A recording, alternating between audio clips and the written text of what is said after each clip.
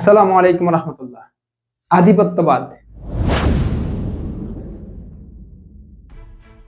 বাংলাদেশের জন্য এক অশনি সংকেত। বিগত সময়গুলোতে আমরা দেখেছি আধিপত্যবাদের কারণে বাংলাদেশের রাজনৈতিক, অর্থনৈতিক, সামাজিক, সাংস্কৃতিক প্রত্যেকটা ক্ষেত্রেই কিভাবে আধিপত্যবাদরা আমাদের নিজস্ব সত্তাকে ধ্বংস করে তাদের নিজস্ব অবস্থান তৈরি করেছে, তার নিজেদের স্বার্থ হাসিল করেছে। আর এই আধিপত্যবাদীদের এই স্বার্থ হাসিলের পেছনে এই দেশেরই কিছু লোক কাজ করেছে।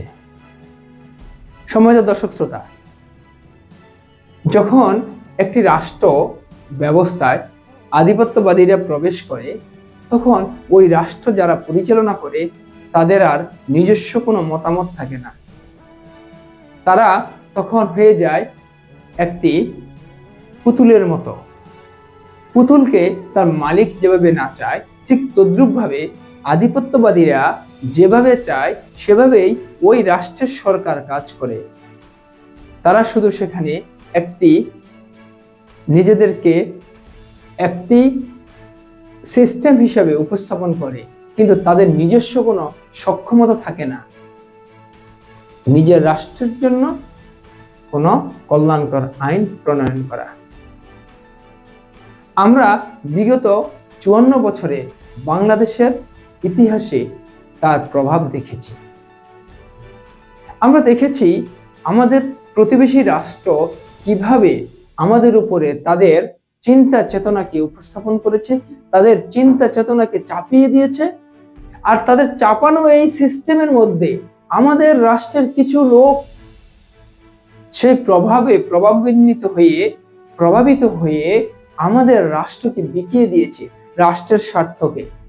যার ফলশ্রুতিতে আমাদের বন্দর ব্যবহার করছে, আমাদের রাস্তা ব্যবহার করছে, আমাদের রাস্তার উপর দিয়ে প্রতিবেশী রাষ্ট্রের গাড়ি চলতেছে, অথচ আমরা কোনো ট্যাক্স পাই না, আমরা কোনো ফ্যাসিলিটি হই না, আমরা আমাদের রাষ্ট্রের জন্য কোনো কল্যাণ বয়ে আনতে পারিনি। আমরা দেখেছি আমাদের যে সাংস্কৃতিক অঙ্গনে কি করে আমাদের প্রতিবেশীরা প্রভাব বিস্তার করেছে। বাঙালি সংস্কৃতি আছে, সেই সংস্কৃতির ধারে কাছে না গিয়ে তারা চাপিয়ে দিচ্ছে তাদের নিজস্ব সংস্কৃতি, যার কারণে আমাদের মিডিয়া অঙ্গনকে আমরা দেখেছি কি করে হারিয়ে গেছে বাংলাদেশের সংস্কৃতি থেকে। সুতরাং আমরা কি চাই জুলাই বিপ্লবের পরে নতুন বাংলাদেশে আবারও সেই আধিপত্যবাদীরা অংশগ্রহণ করুক, আধিপত্যবাদ আবার মাথাচাড়া দিয়ে উঠুক? যদি আপনি চান যে আধিপত্যবাদে আর মাথাচাড়া না দিক, আপনার বাংলাদেশ আপনার মতো করে চলবে, তাহলে আপনাকে সিদ্ধান্ত নিতে হবে আগামী দিনের ভোটে আপনি কাকে নির্বাচিত করবেন। আপনি যদি আবারও আধিপত্যবাদকে নির্বাচিত করেন, আধিপত্যবাদের দোসর যারা তাদেরকে নির্বাচিত করেন, তাহলে আপনি হেরে যাবেন। আর আপনি যদি চান যে আধিপত্যবাদ মুক্ত স্বদেশের প্রতি প্রেম, ভালোবাসা এবং দেশপ্রেমিক একদল জনগণের হাতে বাংলাদেশকে তুলে দিবেন, তাহলে আপনাকে সিদ্ধান্ত নিতে হবে আপনি কাকে ভোট দিবেন।